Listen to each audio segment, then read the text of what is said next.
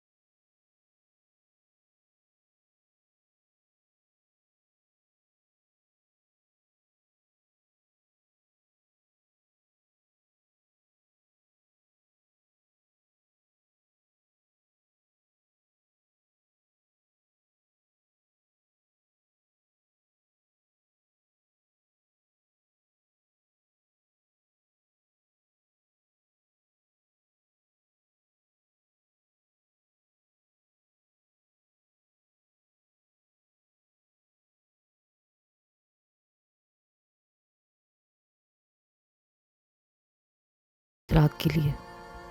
یہ جو مقام آپ دیکھ رہے ہیں صحن کے بیچوں بیچ، یہ وہ جگہ ہے جہاں پر مولا سجاد نے کھڑے ہو کے خود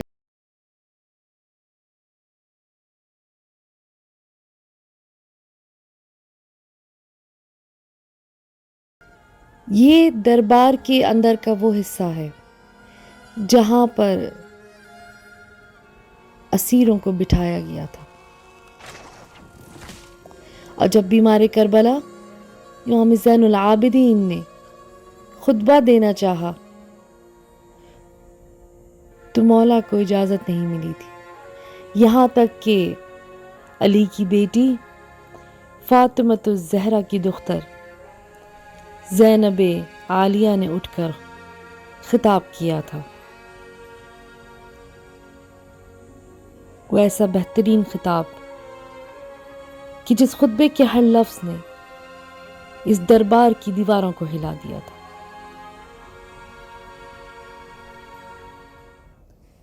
بی بی نے جو ماحول بنایا اس کی وجہ سے اب امام سجاد کی باری تھی کہ وہ بھی خطاب کرتے، اور مولا نے اس سفید منبر پہ چڑھ کر میرے آقا نے یزید کو بتایا تھا کہ ہم کون ہیں اور تو کون ہے. میں مکہ اور منا کا بیٹا، میں قاب قوسین کا بیٹا، میں سدرۃ المنتہا کا بیٹا، میں رسول خدا کا بیٹا، خدیجۃ الکبریٰ کا بیٹا، میں علی مرتضیٰ کا بیٹا، میں فاطمۃ الزہرا کا بیٹا. اب جو یہ اونچا سا مقام آپ دیکھ رہے ہیں یہ یزید کی بیٹھک تھی. یہاں سے بیٹھ کر اس نے اہل بیت سے خطاب کیا تھا. 700 کرسی نشیں ہیں اور بھرا دربار ہے، تخت کے آگے کھڑا ایک ناتواں بیمار ہے۔ یہیں پر مولا حسین کا تشن سر رکھا تھا، اب مظلوم کے لبوں پر ظالم چھڑی مارتا تھا۔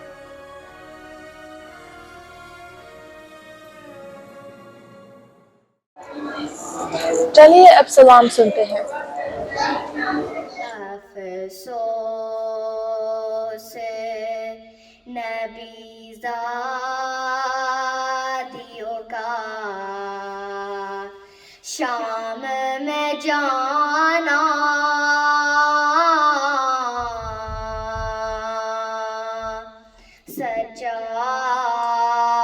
سجاد سے پوچھو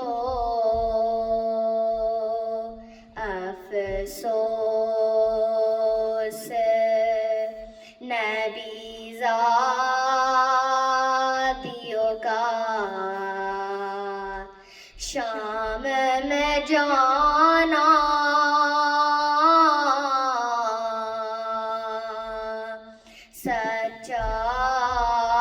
سجاد سے پوچھو سر ننگ وہ ماں بہنوں کے دربار میں جانا،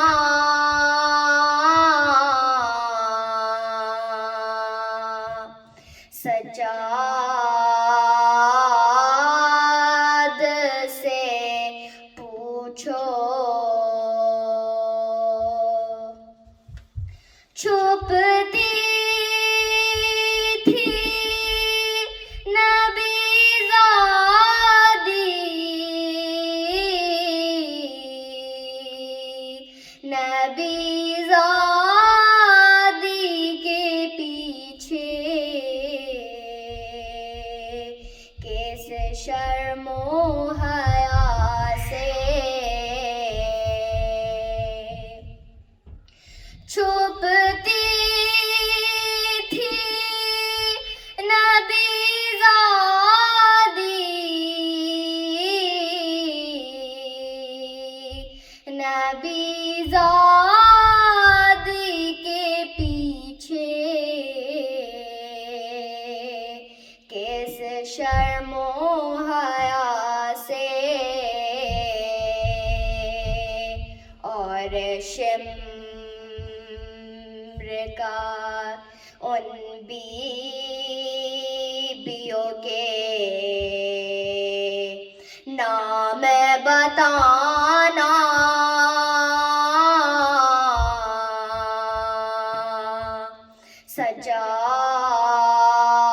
سجاد سے پوچھو بیٹھے ہوئے دربار میں سب چھوٹے بڑے تھے، سادات کھڑے تھے، بیٹھے ہوئے دربار میں سب چھوٹے بڑے تھے، سادات کھڑے تھے،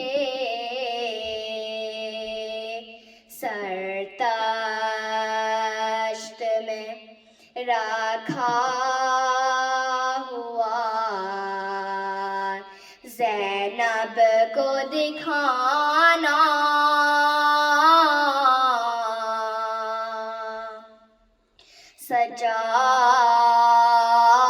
سجاد سے پوچھو جب دختر شبیر نے زندہ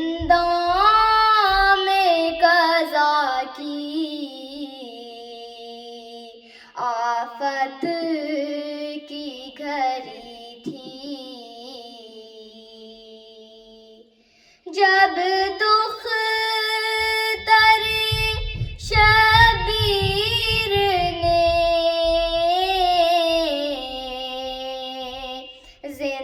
زندان میں قضا کی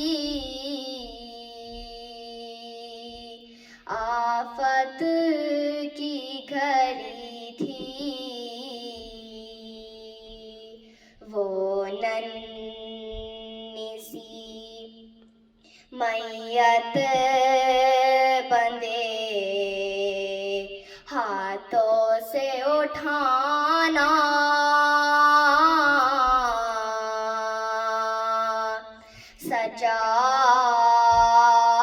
سجاد سے پوچھو جب غسل سکینہ کو وہاں دے چکی غسال تھا سب کا برا حال جب غسل سکینہ کو وہاں دے چکی غسال تھا سب کا برا حال اس ننھی سی میت پر نشان رسی کے پانا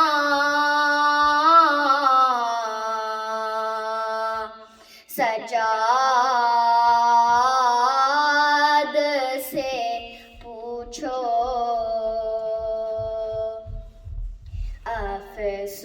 افسوس نبی زادیوں کا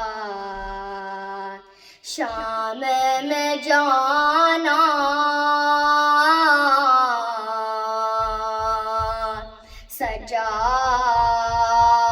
سجاد سے پوچھو MashaAllah. آئیے اب مجلس سنتے ہیں ترنا سے.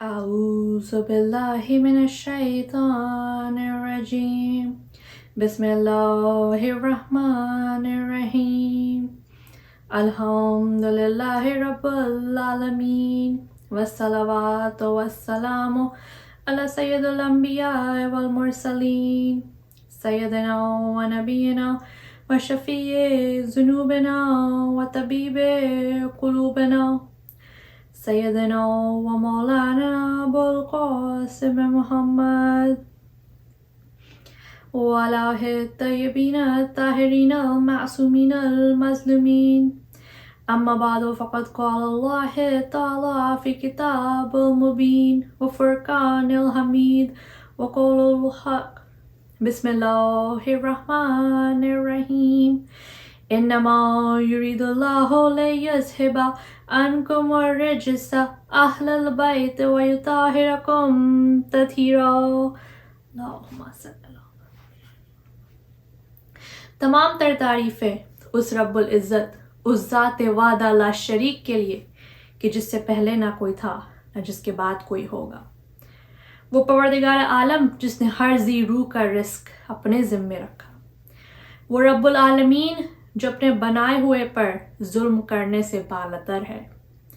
وہ خالق جو بغیر ستونوں کے اعلیٰ اور عرفہ ہے. اس پروردگار عالم نے جب چاہا کہ اس دنیا میں اس کی پہچان ہو تو اس نے ایسے شاہکار بنا کر ہمارے درمیان میں نازل کیے کہ جن کے نور سے مومنین کی زندگانیاں منور ہوئیں. درود بھیجے محمد. خداوند عالم نے ہم پر احسان کیا ہے. اس کا یہ کرم ہے, اس کا فضل ہے کہ اس نے ہر لمحے ہماری ہدایت کی ذمہ داری کو سنبھالا ہے اور ایک لحظے کے لیے بھی انسان بغیر ہدایت کے نہیں رہا. 1,24,000 انبیاء کے بعد سلسلہ ہدایت امام علی کے ذریعے جاری رہا اور آج بھی ہمارے درمیان پروردگار عالم کا ایک ہادی برحق امام حجت امام عصر موجود ہے. اللہم صلی اللہ علیہ وسلم. ہمارے وقت کے امام ہیں اور ہم ان سے ایسے ہی فیض حاصل کر رہے ہیں جیسے بادلوں میں چھپے ہوئے سورج سے زمین والے مستفیض ہوتے ہیں. ہمارے وقت کے امام ہم پر اللہ کا بہت بڑا کرم اور فضل ہے. انسان کے پاس بہت ساری نعمتیں ہوتی ہیں. ہمارے پاس رزق نعمت، لباس نعمت، گھر نعمت، اولاد اور والدین نعمت. اسی طرح دنیا میں بے شمار نعمات ہیں جن سے ہم روز فائدہ اٹھاتے ہیں. بہت ساری نعمتیں ایسی ہیں جن کے بارے میں ہم غور و فکر بھی نہیں کرتے. لیکن اگر یہ سوال رکھا جائے کہ دنیا کی سب سے بڑی نعمت کون سی ہے، تو ہر شخص اپنی ضرورت، اپنی خواہشات کے مطابق بتائے گا کہ سب سے بڑی نعمت کیا ہے. مثلاً اگر کوئی قیدی ہے تو وہ کہے گا کہ آزادی سب سے بڑی نعمت ہے.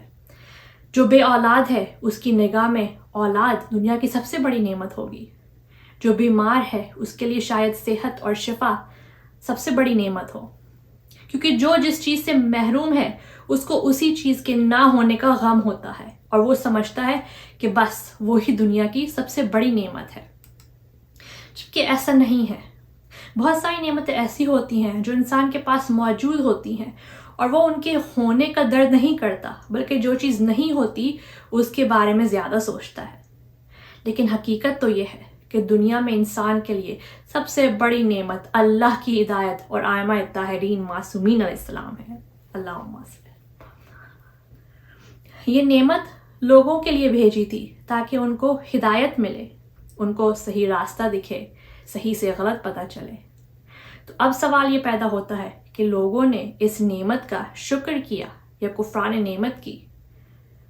اس سوال کا جواب قرآن خود دے رہا ہے. سورہ قصاص کی 5ویں آیت میں اللہ سبحانہ تعالیٰ ارشاد فرماتا ہے کہ ہم نے ارادہ کیا ہے کہ ان لوگوں کا جن کا حق زمین والوں نے غصب کیا ہے، جن کو زمین والوں نے کمزور کیا ہے، جن کے مرتبے اور منزلت زمین والوں نے نہیں سمجھے، ہم ان کو زمین کے اوپر قدرت اور طاقت دیں گے، ان کو قوت بخشیں گے، ان کو اپنا امام اور وارث قرار دیں گے. یعنی کہ اب تک یہ نہیں ہوا کہ امتیوں نے ائمہ کی قدر کی ہو، ائمہ کی نعمت کا شکر کیا ہو، کیونکہ لوگوں نے اب تک امام کے حق کو نہیں سمجھا، تو خدا نے ان کو زمین پر کمزور بنایا. ہمارے تمام معصومین مظلوم گزرے ہیں. آج ہم ان کی مظلومیت پہ روتے ہیں. سب سے بڑا مظلومیت کا واقعہ کربلا کا ہے. آج ہم امام حسین اور ان کے کنبے کی مظلومیت پہ گریہ کرتے ہیں.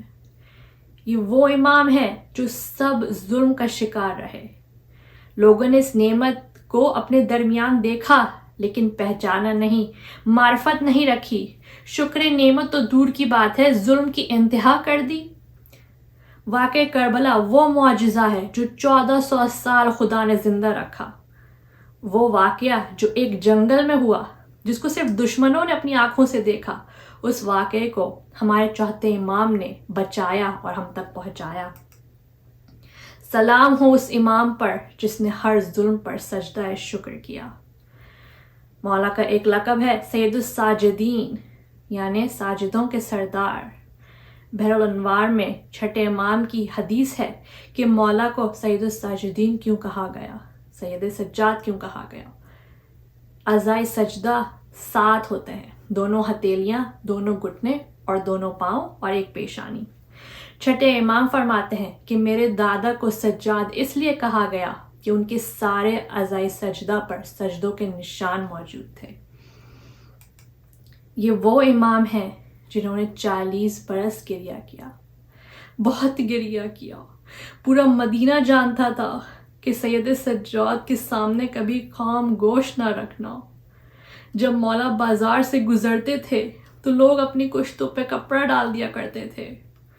ایک مرتبہ مولا مدینے کے بازار سے گزر رہے تھے. ایک کسائی بھول گیا کہ امام کے آنے کا وقت ہو گیا ہے. اس نے ابھی اپنے کشتے پہ کپڑا نہیں ڈالا تھا. مولا کی نگاہ جب ذبح شدہ جانور پر گئی، کربلا کا رخ کر کے پکارے، ہائے نواسائے رسول، ہائے میرے بابا. कसाई ने मौला से कहा, मौला मुझे माफ़ कर दे, मैं भूल गया था कि आपके आने का वक्त हो गया है। मौला ने कहा, मेरे कुछ सवालों का जवाब दोगे?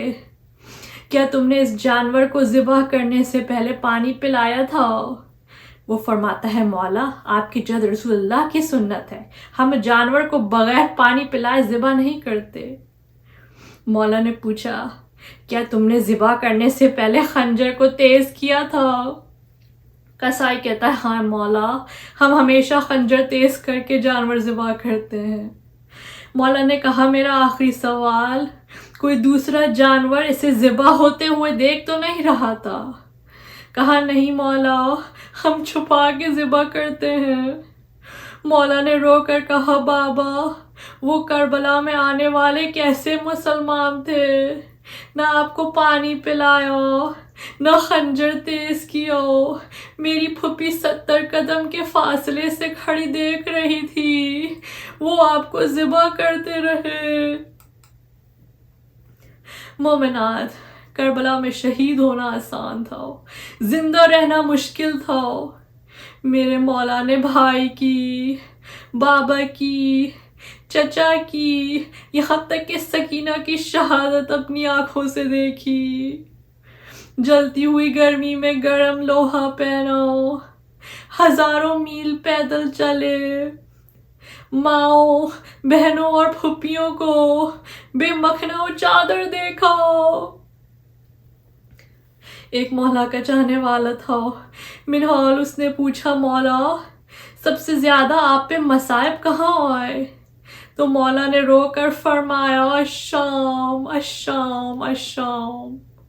कहा, मौला बाजार तो कूफे में भी था, शाम के बाजार में ऐसी क्या बात थी? कहा, शाम के बाजार को वो सजा कर बैठे थे और नारे लगाते जाते थे कि बागी की बहनें आ गई हैं। जब मौला की शहादत हो गई और शहादत के बाद इमाम बाकर अपने बाबा को गुस्ल दे रहे थे, तो पानी डालते जाते थे और रो रो कर कहते जाते थे, हाय मेरे बाबा, आज तक हाथों में हथकड़ियों के निशान बाकी हैं, पाँव में बेड़ियों के निशान बाकी हैं, पुश्त पर ताजियानों के निशान बाकी हैं। अल्लाह लानतुल्लाहि वल कौम ज़ालिमीन। Now let's hear the Noha. हो सलाम उस पर के जो कैगी भी है बीमार भी, हो सलाम उस पर के जो कैगी भी है बीमार भी, पाँव में है आबले और आबलों में खार भी, हो सलाम उस पर के जो कैगी भी है बीमार भी, आँख में आंसू और जख्म जिगर में, होंठों पे देगा कानों कर वो बला से, है शाम कलक वो कांकों पे सफर करता था बेरेगा, सैगानियाँ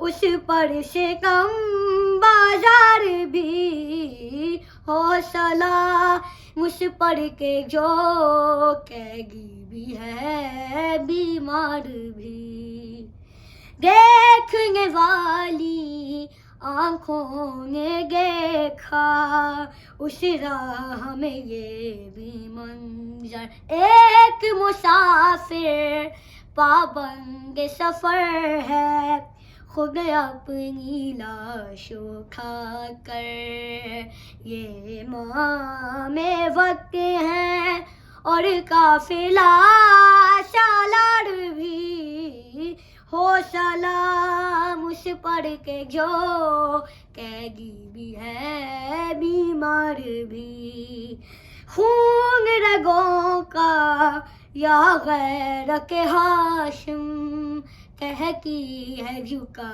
ले सर को सलासल کیا قید کریں گے اے صبر کے سپیکر کو سر اٹھائیں کس طرح ہے راہ میں بازار بھی حوصلہ مجھ پر کے جو قیدی بھی ہے اے بیمار بھی دیکھ کے زینب سجاد کی حالت فریاد یہی کرتی تھی میرا یقین ہے ایمان ہے میرا اے شام کے بے کس قیدی روئیں گے کچھ پر صدا مسنگ بھی اور گشتار بھی حوصلہ مجھ پر کے جو قیدی بھی ہے بیمار بھی حوصلہ مجھ پر کے جو قیدی بھی ہے بیمار بھی پاؤں میں ہے آبلے اور آبلوں میں خار بھی حوصلہ مجھ پر کے جو قیدی بھی ہے بیمار بھی Jazakumullah for attending this majlis at the Markad of Bibi Sukaina bint al-Hussein alayhi salam. I pray for all of you to come to Syria and visit these places and become a Zair of Bibi Sakina alayhi salam. Inshallah, till next time, Khuda.